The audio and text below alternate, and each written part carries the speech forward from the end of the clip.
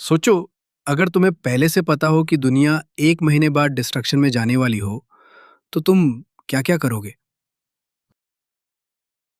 Scene एकदम intense था। लुइंग street के एक डार्क रूम में अंडरग्राउंड बैंक का बॉस जियांग यंग बैठा था। उसके सामने था चून।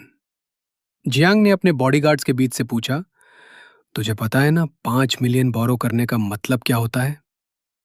चून ने थोड़ा डरने की एक्टिंग की।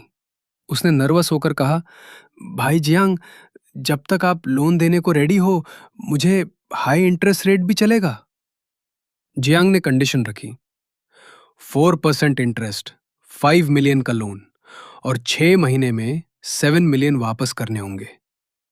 कोलैटरल में अपना घर रखना पड़ेगा। चून ने तुरंत पेपर्स निकालकर साइन कर दिए। जियांग मन ही मन हंस रहा था। उसने सोचा, एक और बेवकूफ गैम्बलर बन गया। चून ने एक्टिंग करते हुए रिक्वेस्ट की, प्लीज बॉस, थोड़ा बढ़ा दो। लेकिन जियांग नहीं माना। फाइनली डील डन हुई। जब चून पैसे लेकर बाहर निकला तो उसके चेहरे पर एक शैतानी स्माइल थी। 1 महीने बाद तो अपोकलिप्स आने वाला है। पैसे वापस कौन मांगने आएगा? लॉल। अगले सीन में चून को अपनी पास्ट लाइफ याद आई। सोलर फ्लेयर्स, 50 डिग्री टेम्परेचर और भूख प्यास से मारते लोग। पिछली बार उसने अपनी गोल्ड डिगर गर्लफ्रेंड लू वेंगचिंग पर सब लुटा दिया था, लेकिन खुद कभी एक अच्छी आइसक्रीम भी नहीं खा पाया था। इस बार वो सीधा शहर की सबसे एक्सपेंसिव आइसक्रीम शॉप गया। वहां कुछ रिच गर्ल्स लाइन में खड़ी थी। चून ने लाइन ब्रेक की और काउंटर पे गया। जितने फ्लेवर्स है, सबकी 10-10 बॉटल्स पैक कर दो, चून ने चिल्लाकर कहा। पीछे खड़ी लड़कियों ने उसके सिंपल कपड़े देखकर उसका मजाक उड़ाया। एक लड़की ने कहा, अगर ये बंदा ये अफोर्ड कर पाया ना, तो मैं इसके सामने घुटने टेक दूंगी। चून ने मैनेजर फे को बुलाया और कहा, दुकान का पूरा स्टॉक खरीद रहा हूं, अभी के अभी। उसने 3 लाख युआन एडवांस ट्रांसफर कर दिए और बाकी माल अपने वेयरहाउस भेजने को कहा। मैनेजर और लड़कियां शॉक में थी।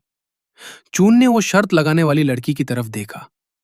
बेचारी को शर्म के मारे सबके सामने नील डाउन होना पड़ा। Revenge served cold. चून एक बेंच पर बैठकर अपनी लग्जरी आइसक्रीम एंजॉय कर रहा था कि फोन बजा।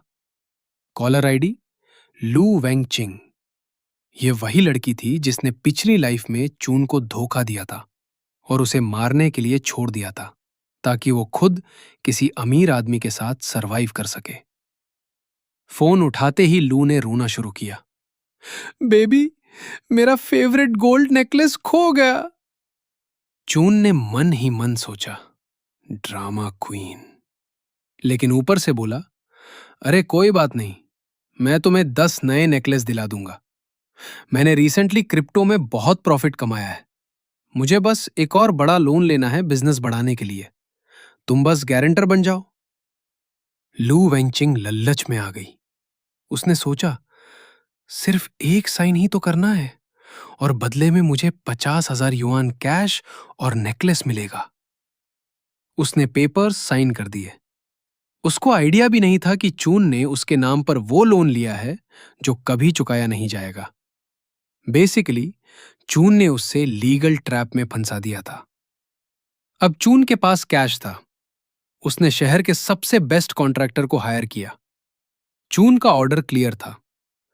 मुझे एक फोर्ट्रेस चाहिए, 3 मीटर मोटी walls, bullet proof glass, solar energy system और एयर फिल्ट्रेशन जो पॉइजन गैस को भी रोक सके।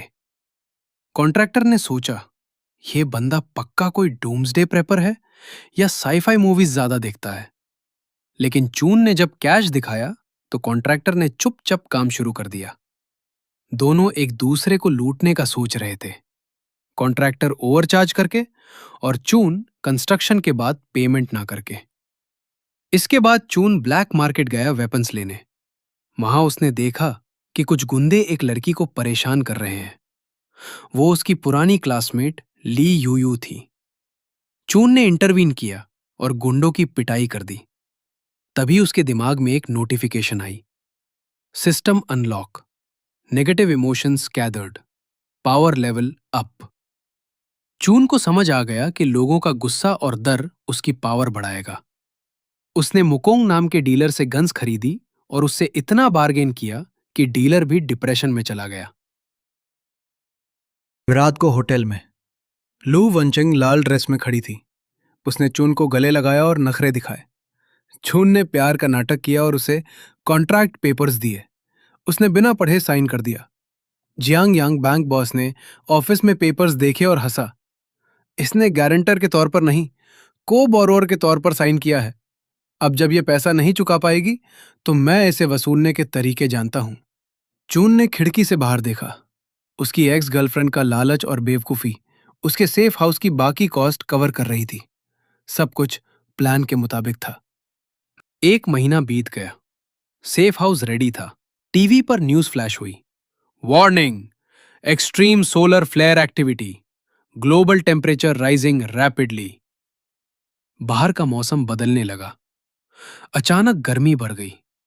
लोग सड़कों पर बेहोश होने लगे। शहर में आग लगनी शुरू हो गई। पैनिक फैल गया। केओस हर जगह था। लेकिन अपने ठंडे एसी वाले सेफ हाउस के अंदर उसने अपनी गन लोड की और मुस्कुराया। पिछली बार मैं शिकार था, इस बार मैं शिकारी हूं। Game on.